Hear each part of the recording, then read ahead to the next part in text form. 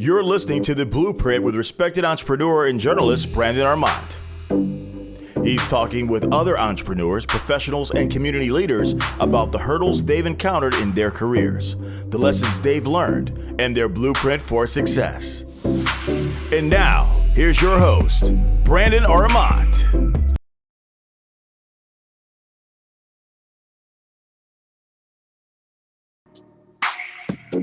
Hey, what's up, everybody? I am your host, Brandon Armant. Welcome to another episode of The Blueprint. The Blueprint is a podcast, if you're just joining us for the first time, that works with entrepreneurs and community and business leaders just about success. And yesterday, we did our first episode since COVID-19. I actually brought my wife on the episode, on the podcast, to talk about stress and how do you relieve how do you get rid of stress during this time? Because we know that we cannot be successful if we have stress over us. And so that was the first podcast that we've been doing that we brought back since COVID-19, the COVID-19 pandemic.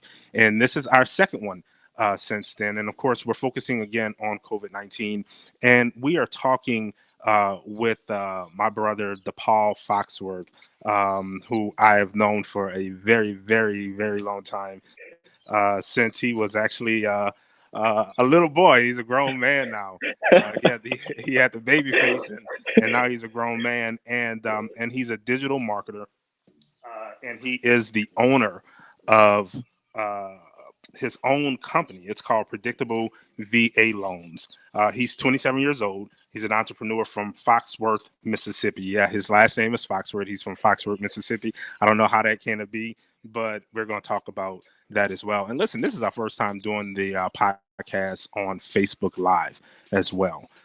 So if you are watching us on Facebook Live, thank you for tuning in, and make sure you guys comment and ask questions, and we're going to answer some of your questions as well. But ladies and gentlemen, without further ado, I want to welcome to the podcast, DePaul Foxworth. DePaul, welcome to the podcast, man.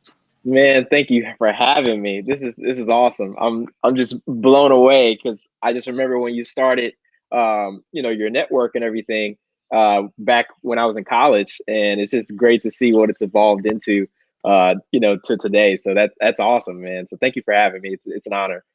Of course, man. And listen, if you guys have been following us and what we've been doing at BAMM and the BAMM network, and we started Talk That NOLA, you may recognize DePaul. He actually was one of our original anchors of Talk That NOLA a while back. It was his first time doing it, and he was actually very, very good at it. He was a natural, and you guys will be able to see as we go through this interview. He's just a natural with it. But man, thank you for joining us. So listen, let me tell you a little bit about DePaul. He's 27 years old. He's an entrepreneur, as I said, from Foxworth, Mississippi. But listen, he dropped out of college. He was attending Louisiana State University, and he dropped out of college, and he started Predictable VA Loans back in 2017 at the age of 24, while working out of a 1-bedroom, 1-bath apartment in Atlanta, Georgia. But today, he's a digital marketing consultant who helps mortgage brokers specifically profit wildly through the use of online and offline systems. He has personally managed a large digital ad spend on behalf of his clients, and he's been able to consistently prove ROI, return on investment, which is very important. DePaul's clients are some of the most profitable mortgage brokers in the area, and he's helped them gain chokeholds in their respective markets online. Ladies and gentlemen, it's DePaul Foxworth. Thank you for joining us again, man. Man, you make me sound crisp and clean. I like that. Hey, that's what we do on the Blueprint. We got to let everybody know that you're an expert and why they should listen to you. So, man, first of all, tell us a little bit. I mean, I just told everybody a little bit about you, but and who you are. But tell us about you, not just professionally, but a little bit personally as well. So basically grew up in a small town, Foxworth, Mississippi. That's where like my family's from, and my mom, she's from New Orleans actually, and so basically, was born there, raised there. It's about 5. My parents divorced, moved to New Orleans, lived there till I don't even remember. I think 3rd grade or something, and then moved to Slidell, Louisiana, because my mom got remarried, and then by junior high moved back to Mississippi to Foxworth, and and then did 2 years, graduated high school there, did 2 years of community college, and then I transferred to LSU. And while I was at LSU, my goal was to be a plastic cosmetic surgeon. That was my thing. And I think I was chasing more of the money at the time, or what I thought it would get me, and so I ended up meeting a guy, got involved in a network marketing business back in 2014, and that was like my first experience of entrepreneurship, or what entrepreneurship could give you if you did it, if you accomplished it in a different way. Now, obviously, some people have their views about network marketing, multi-level marketing, all those things, which I have my views about it too, because now I experienced it. But it was the seed that allowed me to create, the life that I wanted, and also kind of see where I really wanted to go. So with that experience, I ended up dropping out of college. I had like a 3.5 GPA, was taking my MCAT and everything. And I met my wife through that business as well, by the way. So anyways, dropped out. My dad gave me 2 or 3 months. He said, DePaul, you got to get on your feet. And he said, I'm going to give you, I want to say it was 3 months. He said, I'm going to give you 3 months, because obviously I was in college. My parents had covered my expenses. And I was working on launching a business at the time before I experienced the network marketing thing. But I was like, okay. And he was like, so if you're going to drop out, he said, you better get on your feet. And he said, I'm giving you a shot, because my dad gave me a shot whenever he wanted to like quit his job. And my dad is an entrepreneur too, which it's blessed to have him in the corner, because he's always promoted. He's never been like, oh, that's, don't do that. So he just, he let me follow my dreams, but it's all on my wrist. So he gave me 3 months. 2 months, I got a job at Verizon as sales rep, and I did that for about a year and a half. And so year and a half in, I realized like, man, I don't think I want to do this for the rest of my life.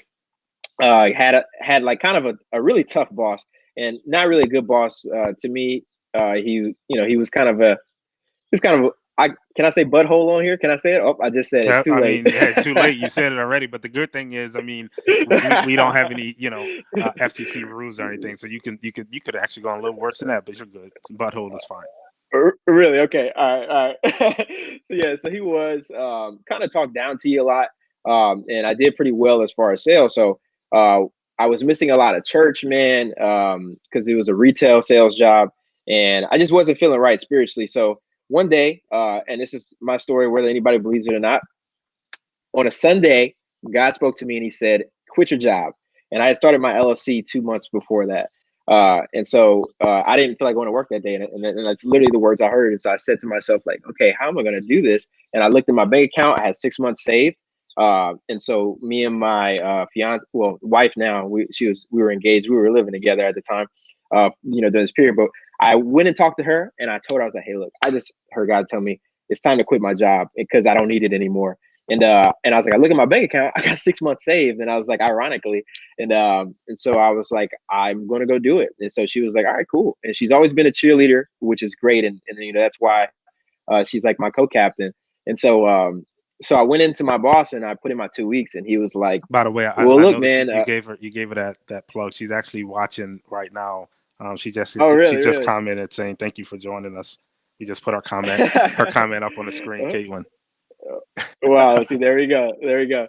So I went in and put in my 2 weeks. My boss, he told me, he said, you got to work these 2 weeks. And if you quit before the 2 weeks is up, he said, you can never come back and work for this company ever again. And so, and basically from there, he just told me like, this is a stupid decision, and kind of like you're going to fail, And so, from that standpoint, I was putting in my 2 weeks. And so I literally had 3 days left for the 2 weeks to finish up.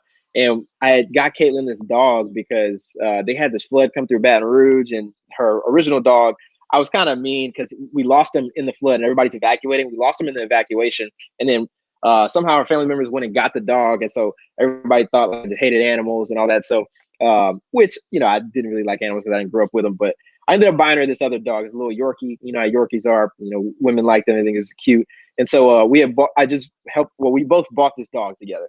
And so the 3 days before I quit the job, before my 2 weeks is up to quit, the dog broke its paw. And so she told me, she was like, hey, look, you have to, she was like, you got to quit. You got to quit today. And she was like, I need you. She's crying and stuff like that. And so I was like, okay. And she was like, DePaul, if you're serious about being an entrepreneur, you have to not depend on, oh man, what if you need to go back to this company? And so I walked in and I turned in all my stuff, and my boss was like, "So you're not going to work 3 more days?" And I was like, "No, like unfortunately, if I'm going to do this, I have to burn my boats. Yeah. There's no turning back, and I'm going." Yeah. And so I did. And so the next week we moved to Atlanta, and that's when I was like, if I'm going to do sales, I'm going to do it for my own business. And I started knocking on doors for months. So ran out of money. 6 months in, ran out of money. Really 4 months in, because the expenses kind of increased. Ran out of money. Started living off my credit cards, and literally I was about to be evicted. And a few days before I got evicted, I closed 2 clients for $3,000, and that allowed me to pay my rent and everything. Wow. And then the next month, I lost them because I didn't know what I was doing. I was good at sales, but I didn't know how to fulfill it. And so I had to go back home. My dad, well, it was like for Christmas. I went back home and I was like, "Dad," I was like, "I'm so broke. I need something." I was like, "I don't want you to give me any money because this is my own risk. I just need you to give me some opportunity to make some money." So he had me do this funeral. So he was like, "Hey, I need you to take this dead body in a hearse to New Orleans and bring it back." Wow. Because that lady has a funeral in New Orleans and she's got to come back to Mississippi the next day. And it was like one of his friends who has a funeral home. And so I was like, okay, it's money. And it was like, a few $100. So I went and I did this, and I've never been at a funeral for somebody who you don't know, that I didn't know. So I'm sitting there watching, and I was just looking, and I was thinking about all the choices I had made up to this point. Like, was this the right thing? Like, a job felt like an oasis for me, and I remember God telling me, "Hey, look, you don't need it. Like, you quit your job, you don't need it anymore." And so I was like, maybe I should go back to a job or whatever, because I just felt like I was it was the wrong decision. And so at this funeral, this lady, all I know about her is whatever they said in her obituary and stuff. And so I noticed there were only 3 people crying at this funeral, and there was a room full of people. And so other people were kind of talking loud, kind of disrespectful, when I was looking at it. And I realized to myself in that moment that at the end of the day, no matter what you do in your life, no matter where you go, people don't really care about you in reality. You may have a few people, like obviously you're close. Like I feel like hopefully my wife would cry if I at her funeral. But outside of that, there was I hope she would miss you. If she doesn't, then you got a problem right now. Man. Yeah, I got a problem. My life insurance policy might be too big if she doesn't miss me. But but anyways, yeah. So seeing this from a third person point of view of this person who had died, I was like, wow. Like at the end of the day, other people may think I'm crazy for making this decision, all this stuff, but I should not go through life scared and worried about what other people think about me. Because this lady, if she lived her life like that, it was a waste. Because at her funeral, it's only 3 people crying at her funeral. And so, so drove her back, which is a crazy thing. Like the hearse thing is weird, having the dead body in the back. But I took that as like a revelation from God, telling me like, hey, look, keep going. It looks crazy. Everybody's gonna think you're crazy, but just keep going. And so after that, had a few ups and downs. Went back to Atlanta, kept going, trying to grow my business. And then my stepfather passed away. And so he had COPD, never was a smoker. He just passed away. And I remember a year before that, he went to the hospital. We thought he was going to die then. And my boss had told me, he said, you can go for like 2 days. And then on the 3rd day, he was like, you need to come back to work. I need you to sell in my store. And I told myself, I said, I will never, if this happens again, I will never be in that position ever again. I'm not going to have to ask my boss, how long can I stay to be there for my stepfather? So yeah. Hey, DePaul, I'm going to stop you for a second. Yeah. It sounds like we got some bad reception coming through. Are you still there? Yeah, I'm still here. Can you hear me? Okay. Yeah. It sounds you kind of broke up for a second. But you said your stepdad passed away right before he passed away. Yeah. So a year before that, my stepfather had went to the doctor, like emergency room. We thought he was going to die then. And I remember my boss told me I couldn't stay there to like be there with my family for too long. I could only stay for 2 days. And so I remember that experience was kind of like the straw that broke the camel's back. And I told myself, I was like, I will never be in this position again. If this happens again, I will never have to ask my boss, can I do this? So, so basically literally almost a year later, he died. And on that day, I literally hopped in my car and drove back to Louisiana, and I was able to just be with my family. I didn't have to ask anybody, and that was liberating for me. And so had some ups and downs there. Found out like a week or two later, found out my wife was pregnant. We were engaged time. August came, we got married, and with that, essentially from there, I really was like, okay, I have to take this serious, man, as far as my business, because it was still going up and down, kind of like a roller coaster. I was was doing like side.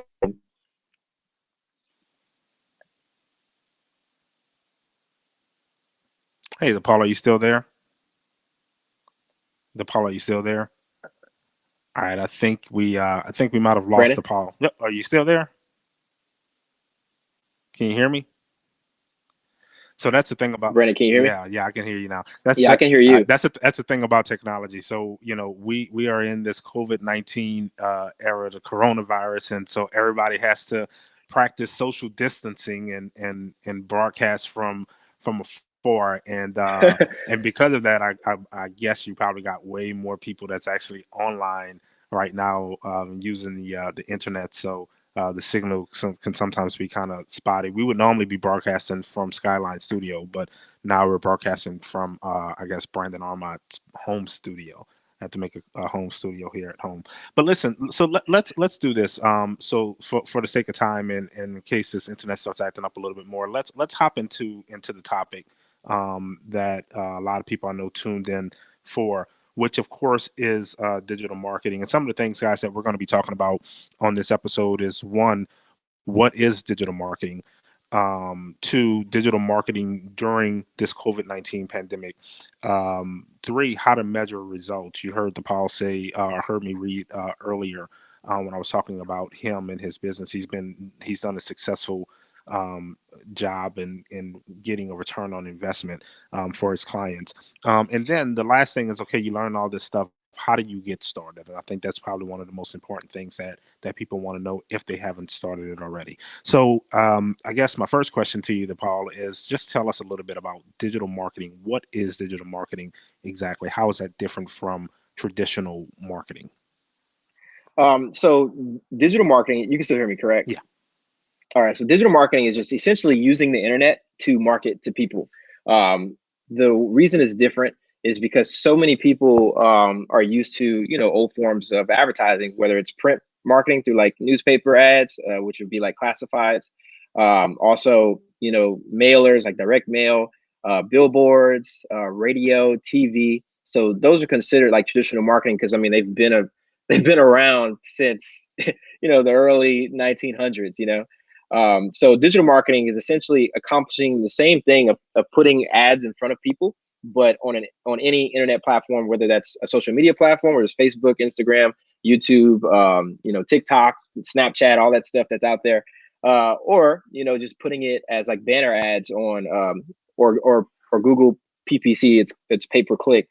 So whenever you Google something and you see it'll say like ad next to it, and then it'll have the website. That's a business putting ads on Google. So there's search digital advertising, and then there's social digital marketing, which is like basically you see ads on Facebook, stuff like that. So that is the difference between digital marketing and traditional marketing. And so I would venture to say, of course, digital marketing has always been important. Traditional marketing is still very, very important. But digital marketing is just as important, if not even more important right now in this day and age that we're living in, because everyone is online. And so, one, I will tell you, if you're watching this and you have a business or a brand and you are not utilizing digital marketing, you should definitely tap into it and start doing so. But I think COVID-19, the coronavirus during this time has shown us even more that digital marketing is important because right now, when we're in the state that we're in, what is everybody doing? They're turning on their electronic devices. They're turning on their phones and they're constantly online, which is why we probably had some problems earlier with the reception coming through. So talk to us about, we know what digital marketing is. Now, talk to us about the importance of doing digital marketing during this pandemic.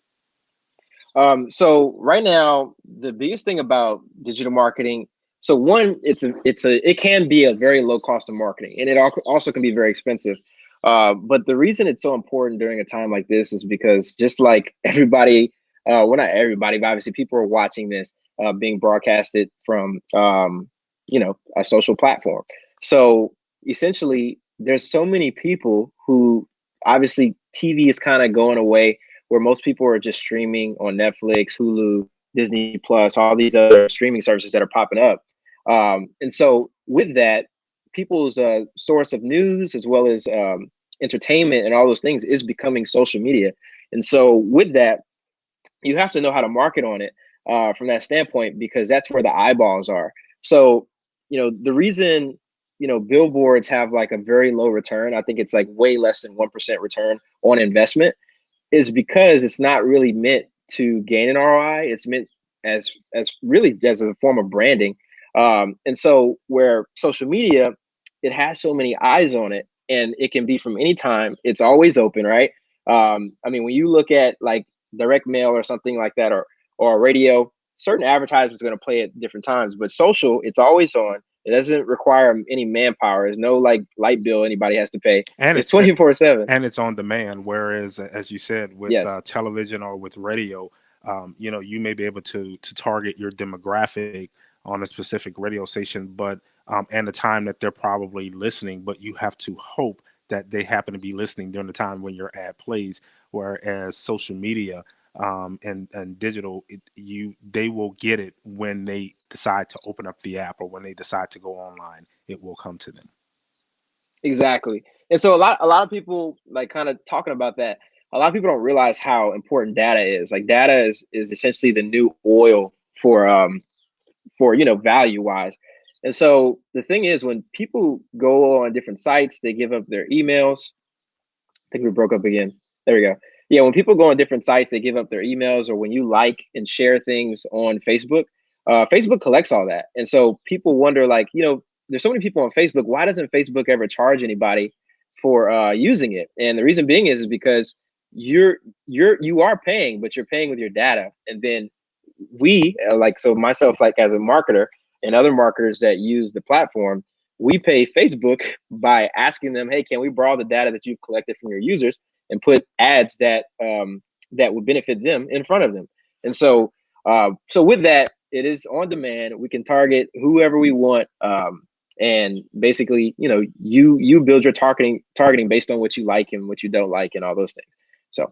So you talked a little bit about in digital marketing. One, it's a lower cost most of the time than it is for your traditional forms of marketing. Listen, you can go on Facebook and you can do a Facebook ad for $10 and reach about 1,000 or so people, or nearly 1,000 people, if not that. So you can't do that for television or radio or any of your other forms of traditional marketing. I mean, one billboard, static billboard can maybe cost about $4,000 for a month, right? So traditional forms of marketing is very expensive compared to digital marketing, and digital marketing has a lot of benefits as well, as you stated. But talk to us about in digital marketing, how do you get your ROI, or how do you measure your return on investment?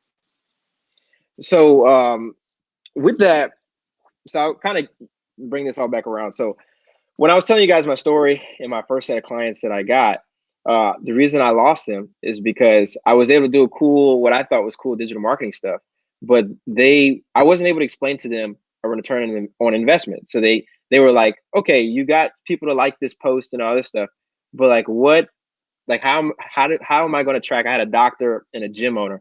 He's like, how am I going to track how many people came in to my practice? And I was like, I don't know. And so he was like, all right. And he was like, all right, this was a waste of money, which I don't blame him, but I appreciate that failure because it taught me a lot. So when it comes to ROI, the biggest thing is, so when you look at your marketing dollars, you want your business to be like a machine, like a money printer, right? And so you want to be able to put like $10 out, and then, $10 in and get like $100 out. All right. And so the way that you do that is you have to first start running ads, and essentially your cost to acquire a customer has to be cheaper than what you make in money. So I'll give you a perfect example. So last summer, my wife and I, she had this, like, she used to teach swimming lessons at Liberty Lagoon, which was this water park in Baton Rouge. And she used to like do stuff at Blue Bayou in Baton Rouge, Louisiana. And so what we did was, in her small town, she said, hey, I want to start a swimming business. I was like, okay. So we bootstrapped it and we went and partnered with a country club. They let us use their pool at no cost. And their benefit was we just pay them per person that comes in as a student, like $5 for the day. So that allowed us to utilize a pool already insured and everything. And it didn't cost us anything until we actually made money. So from there, I took, she had some flyers that she sent out. So that was like free before school closed. That got us our first customers and that made us like $300. So I took that money and I invested a total for 2 months of that summer, $200, and I made a return of $3,200 for the whole summer. Wow. And then we had some girls that we had hired to fulfill the work, so they did all the swimming lessons, and we were removed from the business. And Facebook ads ran, and we were good to go. And we had it all automated where these people could schedule when they wanted their swimming lessons done. So basically, with that was $200 that I spent in advertising for the whole summer. And so let's just take $3,200 divided by $200. So that's a 16x return on my investment. So with that, if you look at your business and you start to form key performance indicators based on the marketing that you put out, because all businesses is numbers at that point, you literally can scale up your business to however much you want. Because if you know you're putting $10 in and you're going to get $100 out, like how many times would you do that? You would do it over and over and over again. So that's how you calculate your ROI based on how much does it cost for you to acquire a customer, and then how much money are you making in that acquisition, and then making sure that your cost to acquire is lower than what you're going to make, and then you can always scale up to however you want. And then as long as you collect those customers, you can keep them as returning customers, and then that marketing is free because you just pay for them one time. Yeah. So that's great, and that's good advice, and that's what a lot of people don't realize when they start marketing, whether it be traditional forms of marketing or digital marketing. They just go out and they do it. And they don't think about the return on investment. For those of you who don't know, I own a marketing agency. And one time I had a client who came and said, hey, I want a billboard. And I said, for the type of business that he had, I said, okay, well, we can get you a billboard. He's like, and I want it here, which is in a prominent spot in the city of New Orleans.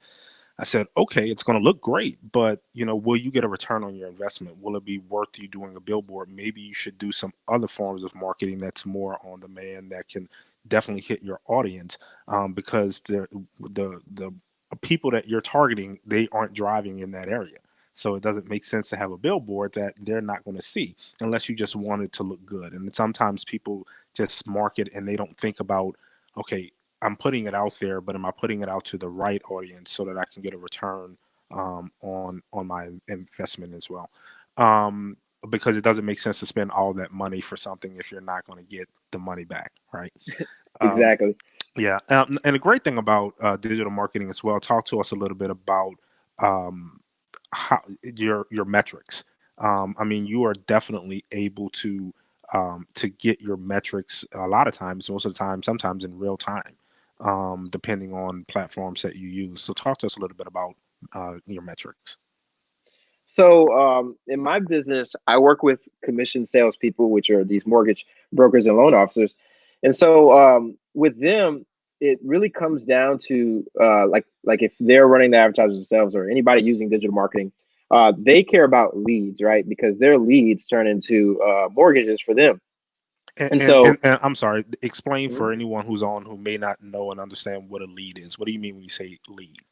So a lead is a person who goes through an advertisement and they give you their name, phone number, and email. And so from a digital marketing standpoint, that's what we consider at the most basic thing, a lead. Really, a lead can be somebody's name and email, just those two things. So people get leads when we go on a site and they say, all right, in order to get this, you need to, we just put in your name and your email address and your phone number. And then that becomes a lead for them. Now they have our contact information and we become a lead for them. Yes, that's what a lead is. And the funny thing is with Facebook in 2018, Mark Zuckerberg had to go to Congress about the privacy stuff.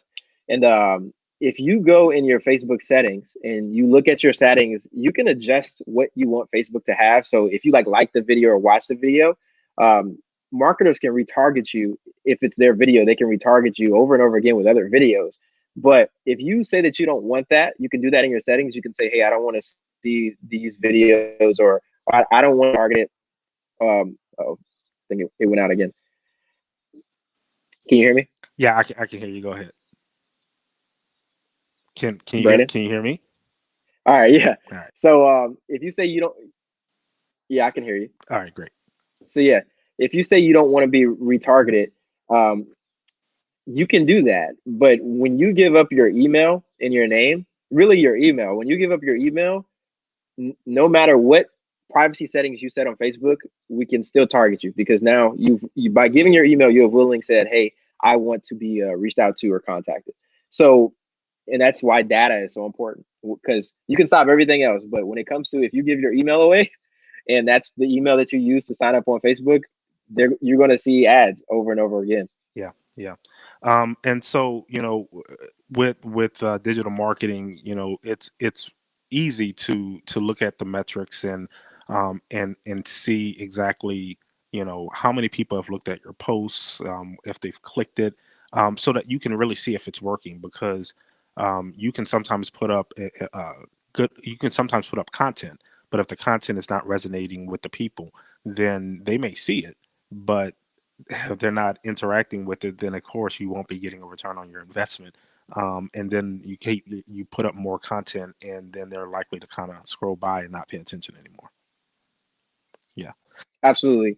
I think oh, go ahead. I'm sorry. You about to No, say no, no, something? no. Go ahead. And I think now we have a little delay going back and forth, but no, go ahead.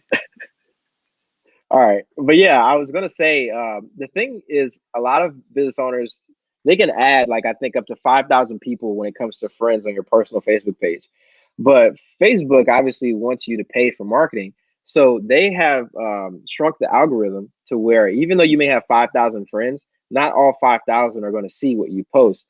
Um, the only people out of that 5,000, which is a very small percentage, that will see what you post and actually look at your content from your personal page, are the people that have engaged with your other pages. I mean your other content on your timeline. So basically, they want you to pay to play as much as possible. But I'm going to share something in a little bit to tell you, like, how simple it is and how cheap it can be. Yeah. Well, let's move forward. Listen, if you are this is our first time broadcasting on Facebook Live for this podcast. So if you are watching Facebook Live, please share this so people can get this knowledge. Especially share with any business owners or entrepreneurs, anyone who has a brand, so that they can get this information. If you're watching on YouTube, make sure that you guys subscribe. And if you are listening to the podcast, that will be broadcasted later on, and you're listening now, make sure that you guys subscribe to the Blueprint and the BAMM network. Before we move on to our last topic, which is kind of how do you get started, we got some other people that commented. Nobody's asking any questions in the Facebook Live comments. If you have any questions, ask questions. Your brother Seji just put up a comment, and we put it up on the screen. He said, "Hey." He's funny. Dip. So, all right, so we're going to move on to the last topic. The last topic is talking about how do you get started. So help us to figure out, how do you get started with this? So the best way to get started is, obviously, especially for free, is just to put out content. The best form of content is Facebook Lives. Everybody who has engaged with your content and that you have as friends on Facebook, when you go live, Facebook sends out a notification, because lives get more engagement than anything. So this is a Facebook Live, for example. So that's the first thing I would do. And then secondly, the biggest thing I would say is choose one platform. So people want to be kind of on YouTube, they want to be on Instagram, they want to be on Facebook, they want to be on Twitter, all this stuff. It's very tough unless you have a team to fulfill all of that and be everywhere. So I would say pick one platform and then focus on that platform. I like Facebook the most because it has kind of like older millennials, like 30s and older, and like even old people on Facebook, which is great. And that's where people go to kind of check their news nowadays. Because social media and TV, they have a relationship where people look at highlights on Facebook and then they go watch TV to get the full thing. And then TV will talk about social media, like LeBron did this thing on Twitter today or something, and so people need to see it, So basically, pick one platform, put out content on it. Video live, Facebook Live is like the best thing you can do. Video, and answer questions, like anything with your business that's going on, especially during COVID-19. Answer questions, meaning like just do a video live on like one question. For my business, I try to do that to educate my customers, educate my clients, educate potential clients, and then if you want to get into the paid side, Facebook has a back end. So a lot of businesses, they'll have a business page and they'll just boost the post for like $10 to $15 to like reach people. And it's not that it doesn't work, it's just not as targeted. So you kind of end up wasting money that you could have used for more targeted marketing. So Facebook has a back end, and the way to access it is you go to business.facebook.com. And so business.facebook.com allows you to create a business ad account. And so with that business ad account, Facebook allows you to have more objectives, and so you can reach like more people. You can target just for leads. You can target for people to come in as conversions into your website, all kinds of stuff. So it depends on what your business is. But for like a local business, it's a great way. If you want certain post engagements, you can pay for post engagements through Facebook's ad platform. But my best way right now, especially if I'm going to be cheap, is you can create what we call retargeting ads. And so basically on any business Facebook page that you have, if like, for example, this is on, the BAMM network page of Talk That NOLA, what Brandon can do now in the business.facebook.com space is he can retarget anybody who has watched this video for literally $1 per day. So it's $30 a month, some months $31. And you can send them like any video you want, any content that you have, they will see it over and over and over again as long as you keep paying. So anybody who watches anything on my business page or anything on my personal page that I shared from my business page, I am literally retargeting them for $1 a day. And it's funny because when I'm at my mother-in-law's house or something, she'll be playing a game on her phone and she'll see a client testimonial of mine on her phone, and she's like I've seen this so many times, and I just laugh because like with billboards, to be kind of omnipresent, you got to spend a lot of money. Like think about those injury lawyers. They spend so much money on billboards, where I spend literally $1 a day and I have the same exact kind of omnipresence. And then when somebody goes to YouTube, they're also going to see my videos there because I'm retargeting them on YouTube. And so you literally can spend $1 a day and do this, and people will think like, oh my gosh, this guy's spending so much on marketing. And in reality, I'm not. But that's the power of paid advertising. A lot of people think, in the great thing about digital marketing and digital media is that people think that you have to have a lot of money, and you don't have to have a lot of money. One of the great things that I think you talked about is deciding what platforms you want to put your content on. A lot of people think they have to be everywhere, and you don't have to be everywhere. First of all, you need to understand your demographic. That's one. Before you market anything, you need to understand who you're marketing to. As you said, there are a lot of older millennials and older people who are on Facebook. So if your demographic is young people who are teenagers, then maybe Facebook shouldn't be your platform to use, right? You should be looking at, I guess Instagram or TikTok or wherever that demographic is. So I think that's key what you said. Don't think that you have to be everywhere, because one, you may not be getting a return on your investment, and then you could be overworking yourself as well because you're trying to keep up with all of these platforms and put your content out. And social media now, when people first got social media jobs, people laughed at them.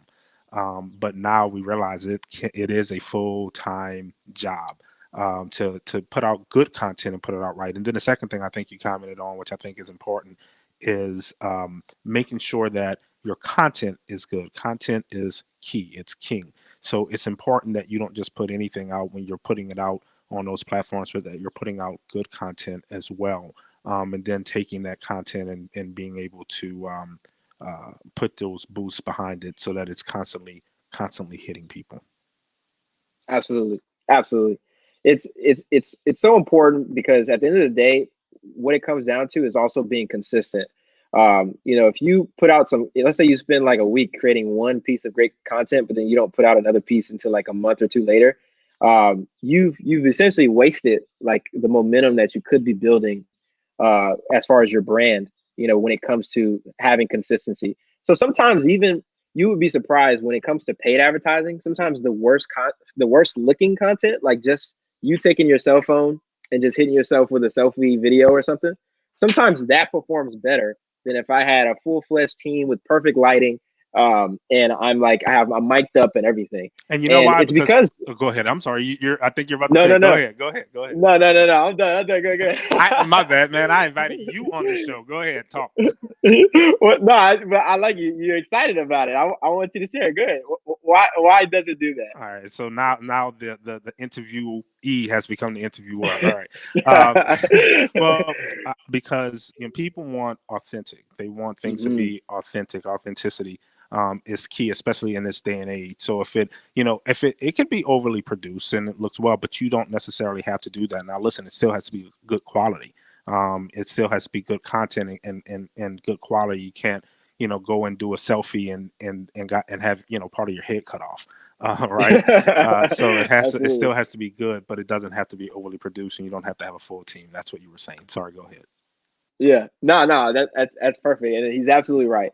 Because people want authenticity. I mean, people when they watch videos on Facebook, Instagram, the ones that they watch the most are the cell phone videoed ones. You have some people that kind of get off on the like seeing people fight and stuff like that. So those are usually like just cell phone cameras, like videoing somebody in the public randomly fighting each other, and that's like I guess the dark side of social media. But then you have like the heartfelt stories in like veterans coming home and their kids running and hugging them, and that's usually a cell phone video. So it's got a little blurs, the pixels are kind of there, but those are the videos that people feel, wow, this is authentic, this was grabbed from another human being versus like a studio. But a studio does have its place on social media. Some people like good content like that as far as how it looks.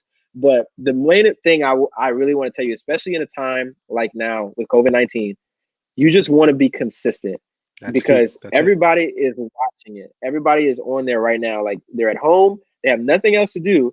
And literally, I feel if it wasn't for social media, I would be sitting and watching cars on fire and like people like looting and going crazy because we're able to share our frustrations through memes and things that we find funny and literally like laugh at everything that's going on. Like people are making memes about toilet paper and like stuff that Donald Trump says. But if we didn't have that, we would be going crazy right now. So Yeah. it's the best place to put your consistent content marketing on right now because everybody's watching it. And that's key to consistency, and that's where we sometimes often fail at this. Is we start it and it's going great, and then we're not consistent with it. We don't keep it up because again, it is tough. And I want to have you back on the show at some point, and we'll talk about how do you be consistent. I mean, of course, some of those things are laying out a schedule and all that stuff like that, but I want you to share your wisdom in doing this professionally. How do you remain consistent? We don't have time to talk about that now, but we'll talk about that in another show. We have a couple of questions that's come in. We put up earlier. Chris Shanks said DePaul is the man. That's my guy, man. He's awesome. Let's see. Someone, Teth Adam Hogan, said this is pretty awesome content.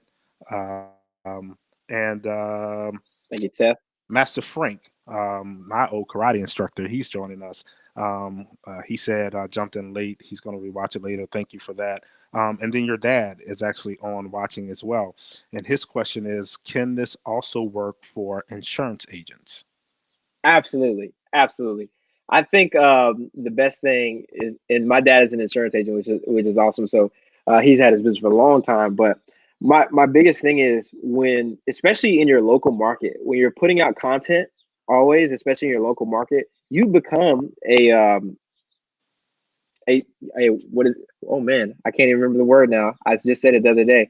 You just become an influencer in your market for what you do. And so you want to be looked at as that. And to be honest, I think my dad does pretty well with that because he has people that will tag him in posts and say, hey, look, this is the guy you need to talk to. So he became the authority in his space. That's what I was trying to say. So when you are constantly giving facts and things that people don't know about what you do, so in this case, like we're talking about marketing, right? Because that's what we do. But in my dad's case, him being an insurance agent, there's things that the average person does not know about insurance. Like I asked him one time, I was like, "Hey, is it a myth that if your car is red and it's like a sports car, that your insurance is always going to be higher?" And he was like, "No, it's not true." And he was like, "Actually, the newer your car is, the insurance will be higher than a used car." And I didn't know that, and so I was like, "Wow!" So different things like that. If he just puts out like it could take a minute video of just a snippet of something that the average person does not know, he becomes an authority in that space, and then people will start to ask him questions, maybe on his Facebook, things like that, and he can turn that into a client. So any business that you're in, the thing is you want to brand yourself as the authority in that space in your local market, in your local market, and yeah, and then basically it'll start to have its return as long as you stay consistent. That's true, and that's some very good advice. Well, listen, man, we're gonna wrap up because I know you're busy and you got clients to get back to, which is a blessing that you're still able to work during this time. But before we go, is there anything else that you want to share that you want the people to know, especially related to digital marketing during this time? My biggest thing I like people to know is that this is the best time to do it. Social media and like any social platform right now is literally, it has the numbers of like the Super Bowl, like literally as far as people watching. So this is the best time to do anything. I mean, so many businesses are benefiting from this. There's so with a lot of opportunities that I have as far as leads. I was speaking with a credit repair company the other day to send some low credit leads to. And they're having like this boom because credit bureaus can't get back to inquiries about things that are on people's credit reports. So they have to delete these things off of people's credit report because by law they have 30 days. And so they're like, "Hey, look, we're trying to get as much done, I mean, as much opportunities as possible." And the thing about right now, because so many businesses are retreating and they're kind of pulling back their marketing spend because they're freaking out, they're kind of buying into the fear of the whole thing, which it is scary. Don't get me wrong, but because of that, the cost to acquire a customer is cheaper than it usually is because a lot of people are retracting. And for the people that aren't and are willing to invest their marketing spend now on social platforms, your cost to acquire a customer is going to be way cheaper, especially if you work with somebody who knows what they're doing, because there aren't as they're in there people aren't using their budget for that. They're pulling it back because they're trying to conserve and just survive through this time. So for those that like want more customers, all those things, especially in a time like this, it is the best thing to start running ads or just consistently putting out content. There's so many like restaurants that will benefit from these things right now because and the great thing about the restaurants, I know they have these skeleton crews, so they don't have like a high overhead right now except for their lease and then the people they have to pay to deliver the food. But because you don't have to do the serving and stuff, all that extra money should be going into marketing to bring more people to that drive-through. Yeah. So, and this is the best time to do it because it's going to be so cheap for you because nobody, like most people aren't doing it who are usually doing it. So, so yes, so that's what I would say is it's not expensive at all. Not expensive. Not expensive at all. Yeah. Not expensive. Yeah. So. Yeah. All right, cool. Well, man, thank you so much for joining us. Listen, DePaul, I want to let you know I'm proud of you. You're doing a great job. You specifically work with mortgage brokers, but if anybody has any questions for you, if they want to follow you, give us your social media handles and all the good stuff of how they can contact you. So on Facebook, you can look me up at DePaul Foxworth, DePaul, last name Foxworth, Foxworth. On Instagram, I am at DePaul Foxworth, and yeah, that's it. I mean, I do have a YouTube channel that I'm developing, but it's not like the main push. But mainly, if you want to get in touch with me, you can do it on Instagram and Facebook, and I'll definitely reach back out to you. Cool. Well, thank you so much for joining us, man, and your knowledge. I appreciate it. And we're gonna have you back on to talk about some other stuff later on. Appreciate it.